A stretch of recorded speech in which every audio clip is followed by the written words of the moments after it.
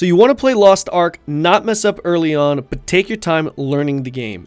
Got it. In this video, I'm going to give you a step-by-step walkthrough to follow so that you're on the right path, have a solid idea on what's going on and what to look out for, but not be overwhelmed with the vast amount of content this game has. Before beginning, let me quickly say that I'm streaming Lost Ark as my main game moving forward. I'm playing the new Striker class on the KR servers, so do come find me on Twitch, links in the description below.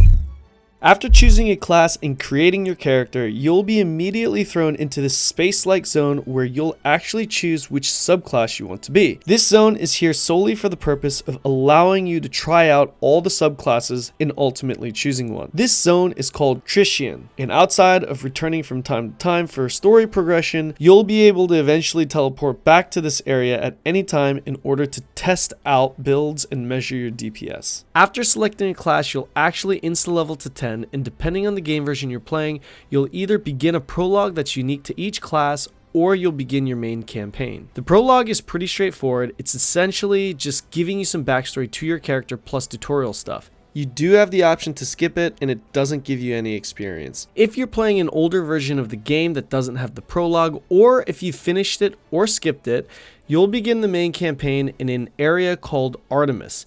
Notice that the main story quest line is represented by a large reddish-orange colored symbol. Moving forward, just focus on completing these quests and ignore everything else. While you go through the zones, you'll also notice some zone quests that pop up that are colored red. These give some decent experience and can be completed quickly, so go ahead and finish all of these you come across. Don't go actively searching for them, only complete them if one pops up. If you're a completionist and you want to finish everything, including all the yellow quests, then go right ahead, but it will take you significantly longer to progress through. The reason why I suggest skipping the yellows is because you can always come back to them. There is incentive to completing them eventually, however, the sooner you hit level 50 and reach a certain point in the quest line, you'll be able to start your dailies, which are really important for progressing. If you take your time with leveling, each day that passes that you aren't level 50 is a day of dailies you're missing out on. These dailies we'll talk about later in the video. Before moving further, let's talk about a few things here that'll help you along the way. First, make sure to always unlock the portals that you come across. The quest line has you unlock your first, but it's up to you to unlock the rest. If you open your map, you'll see these triangles in every region. Grayed out means that you haven't unlocked it yet, while a colored yellow will represent an unlocked one. Unlocking these portals will allow you to teleport to them at any time as long as you're within that region. Second, we have songs. In this game, it's essentially the same thing as a portal book plus action play music book. I know that's a little bit vague, but if you hit F2 by default, it will bring up your quote-unquote song list, allowing you to do things such as teleport out of dungeons or teleporting back to a recall location that you could set to various cities. Third, inventory space is always a thing in all MMOs. As you progress, you'll get a lot of gear in your inventory. Go ahead and just disassemble them and vendor the junk that you'll get from them. And finally, we're going to go over a few collection items. Early on, you'll begin to get items in your inventory with a card-like symbol on the bottom right corner. Go ahead and just right-click all of these to consume them. These items are adventure book items. While I don't want to go into too much detail to keep things simple, but essentially you have what's called an adventure book. In consuming these card symbol items, it will contribute to your adventure book. You can see here that by consuming these items, the completion percentage of the Artemis zone has gone up. Obviously, you'll get rewards the more you complete for each zone. Another collection item you'll get are cards. You may get cards directly or from treasure chests that contain cards in them. You can just right-click consume them and they will also be added to your collection. Again, I don't want to get too much into detail here, but if you go into your cards menu, you can mess around with a combination of cards to give you some nice little buffs. Finally, we have Mokoko seeds. These aren't super important, but you might as well keep an eye out while you're progressing. Mokoko seeds are these little green colored plants that are hidden throughout the world. Keep your eyes out for them as they don't have any indicator unless you're right next to it. You can track your progression in the collections menu, and if you get enough, you can turn them in for some rewards that aren't that significant. Again, if you're a completionist and you absolutely need to find all of them, then there are sites that have locations for all the Mokoko seeds. We have a pretty good list of a bunch of helpful links and guides, including the Mokoko seed locations in our Discord if you need it. Before moving on to the progression portion, I want to quickly mention that as you level up, you'll also gain skill points. If you hit K, these skill points can be distributed freely amongst any skill that you've unlocked. Don't worry about the possibility of wasting skill points because you can add and remove skill points at no cost, so go ahead and max them out with any skill as you go along. Now the main campaign quest is going to take you from Artemis to Eudia to West Lutheran, then to East Lutheran. Keep in mind, this is based off of the translations from the Korean server, so these names could be slightly different or spelled differently at least for the Western release. The progression path is pretty simple. You'll start in a region and complete all the sub-regions in that territory before moving on to the next region. Let's take a look at the map here and summarize the path and talk about some notable events. First, in East Lutheran, you'll be introduced to the housing system as well as the sailing system. The main campaign quest will then take you to Tortoig, which will change the main story questline icon color from orange to blue. After completing your now blue main story questline, you'll then be sent to Onyx. In Onyx, you'll unlock the ability to queue for normalized PvP arenas. After finishing Onyx, the questline will then lead you to Arthetine. Upon reaching Arthetine, you'll need to do all the yellow quests as well. Any yellow quest prompting you to go into a dungeon may be skipped, but everything else you'll want to complete.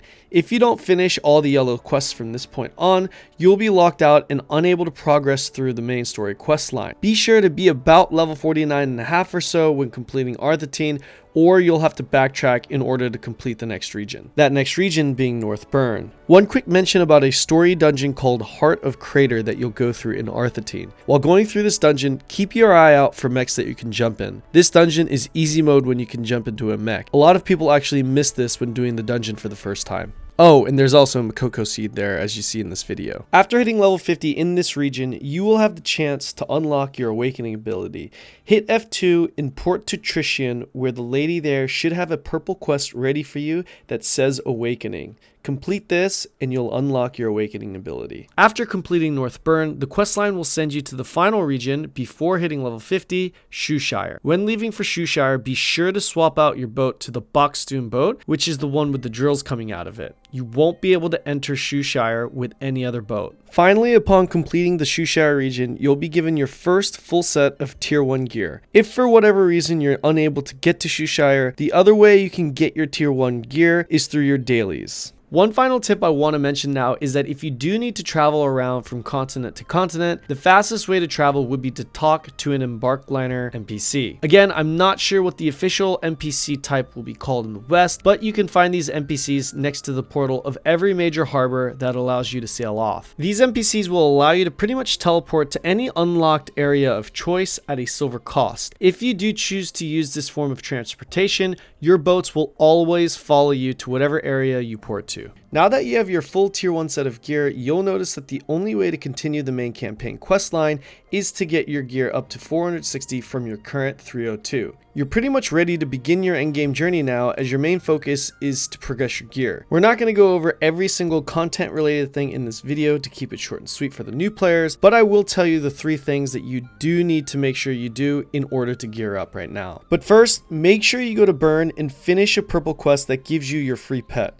Moving forward, it'll be straight cancer to loot shit that you get in some of these dungeons if you don't have a pet. I literally did my first Chaos dungeon without a pet, and I immediately regretted it. First are your daily quests. If you hit Alt-J, by default, it will bring up your daily quest menu. You can do only 3 a day, so choose from the list you see here based off of the match you need. I'd suggest taking quests that have gear upgrade material like breakthrough stones.